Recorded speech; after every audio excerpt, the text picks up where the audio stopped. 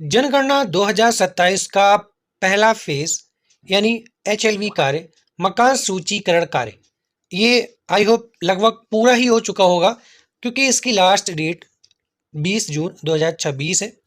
तो लगभग सभी जगह पूरा ही हो चुका होगा। उसको लेकर प्रगणक के लिए एक इम्पॉर्टेंट इंफॉर्मेशन कह सकते हैं जारी की गई है। वो ये है कि जिन इन्यूमरेटर ने अपना कार्य HLO ऐप के माध्यम से किया है, तो कार्य पूर्ण हो जाने के बाद उस HLO ऐप को डिलीट ना करें, ना ही उसका डेटा डिलीट करें, जो का त्यों ही बना रहने दें। समस्त जनगणना डेटा को 30 जून 2026 या अगले आदेश तक सुरक्षित रखा जाना अनिवार्य बोला गया है। ठीक है, तो आपको कोई भी छेड़खानी नहीं करनी है HLO ऐप के साथ या उसके डेटा के साथ।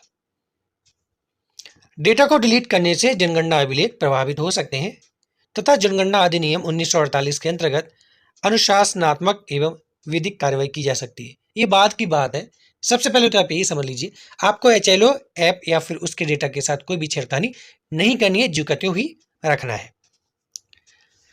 कार्य पूर्ण होने के उपरांत HLO ऐप से लॉग आउट करें तथा ऐप एवं डेटा को सुरक्षित रखें। आप चाहे तो लॉग आउट कर सकते हैं, नहीं तो HLO ऐप का अगर काफ़ी समय तक यूज़ नहीं करते हैं, वो स्वतः ही लॉग आउट हो सकता है।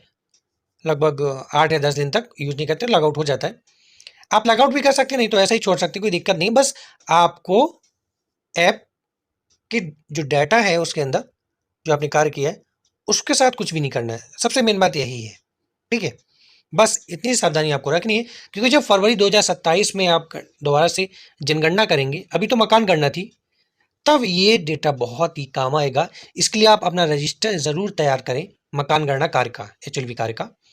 अभी HLO ऐप में डेटा होगा, उससे देख कर, ठीक है, सारांश में जाए और सभी का देख कर क्या क्या नोट कर लें। लाइन क्रमांक, भवन संख्या, मुखिया का नाम, कितने जनगणना मकान हैं और परिवार कितने हैं और परिवार में कितने सदस्य हैं। ठीक है, और मुखिया का मोबाइल नंबर अगर है तो।